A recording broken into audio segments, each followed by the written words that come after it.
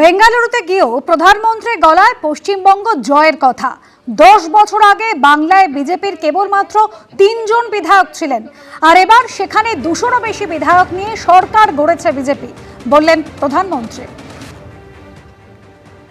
सिर्फ 10 साल पहले यानी पिछले एक चुनाव के पहले बंगाल में हमारे सिर्फ 3 एमएलए थे।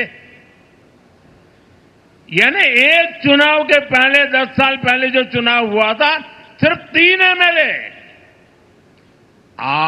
आज वहां 200 से भी अधिक विधायकों के साथ भारतीय जनता पार्टी की सरकार है।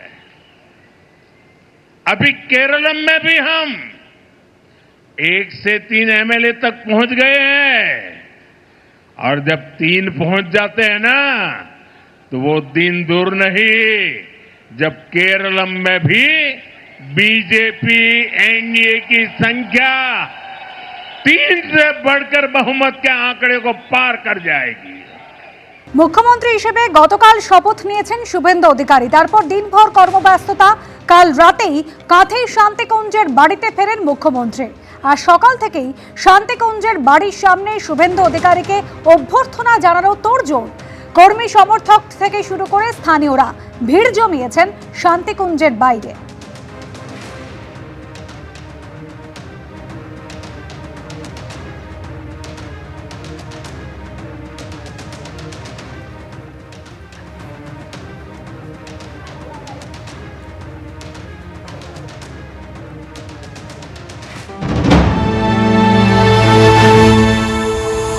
মুখ্যমন্ত্রী শান্তিকুঞ্জের বাড়িতে কালকে ফিরেছেন কলকাতা থেকে কাঁথি। এই মুহূর্তে যে ছবি আমি দেখছো শান্তিকুঞ্জের বাড়ির ছবি, এবং সেখানে বাইরে কিন্তু অনুগামীদের ভিড় চোখে পড়ার মতো। গতকালকে রাতে তিনি যখন কলকাতা থেকে কাঁথি আসছিলেন, যে ছবি একটু আগেই আমরা তুলে ধরলাম, দেখলাম আমরা রানীহাটি, পাঁচলা, উলুবেড়িয়া, কোলাঘাট বিভিন্ন জায়গায় অনুগামীরা তারা তাকে ঘিরে উচ্ছ্বাস, আবেগ, এবং কোথাও তাকে মালা পরাতে লোকের ভিড়। হনুমান মন্দিরের রানীহাটিতে পুজো দিতে নামলেন শুভেন্দু অধিকারী। কোথাও আবার একেবারে মঞ্চ অবধি তাকে যেতে হলো রাত্রির 11টার পর। 12টার সময় মধ্যরাতে মহিলাদের ভিড় রাস্তায় মালা পরানোর জন্য। আজকেও বিভিন্ন এলাকা থেকে মানুষরা এসেছেন। আমি কথা বলবো, কোথা থেকে এসছেন? শালবনী জঙ্গলমহল। জঙ্গলমহল থেকে এসছেন মুখ্যমন্ত্রীকে শুভেচ্ছা জানাতে? অবশ্যই। কথা হয়েছে, দেখা হবে? হ্যাঁ, দেখা হবে। ডায়মন্ড হারবার থেকে এসেছেন। আমি যাচ্ছি একবার। আজ ডায়মন্ড হারবার থেকে আপনি এখানে এসেছেন শুধুই দেখা করার জন্য, না নতুন কোনো?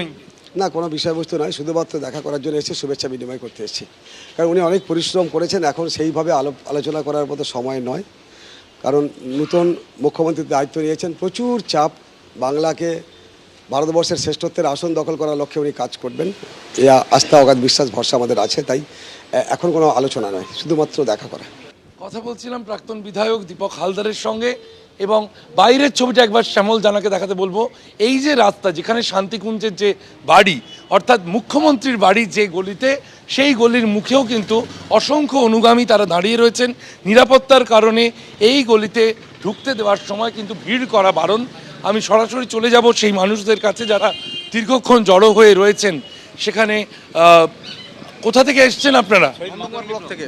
নন্দকুমার ব্লক থেকে এসেছি। নন্দকুমার ব্লক থেকে কখন এসেছেন? আমরা সকাল 7টা নাগাদ পৌঁছে গেছি এখানে।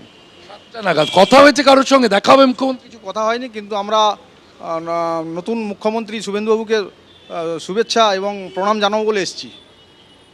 অর্থাৎ বিভিন্ন জায়গা থেকে মানুষ আসছেন, কেউ ডোমকল থেকে এসেছেন, কেউ ডায়মন্ড হারবার থেকে এসেছেন, এবং অনেকে নন্দকুমার থেকে এসেছেন। পূর্ব মেদিনীপুরের বিভিন্ন প্রান্তের মানুষ তারা তো আসছেনই, হাতে ফুল নিয়ে তারা জড়ো হয়েছেন কাঁথিতে শান্তিকুঞ্জের অনতি দূরে। কারণ মুখ্যমন্ত্রী যখন বেরোবেন তারা শুভেচ্ছা জানাতে চান, তারা তাদের বার্তা তুলে দিতে চান মুখ্যমন্ত্রী শুভেন্দু অধিকারীর কাছে। এবিপি আনন্দ, এগিয়ে থাকে, এগিয়ে রাখে।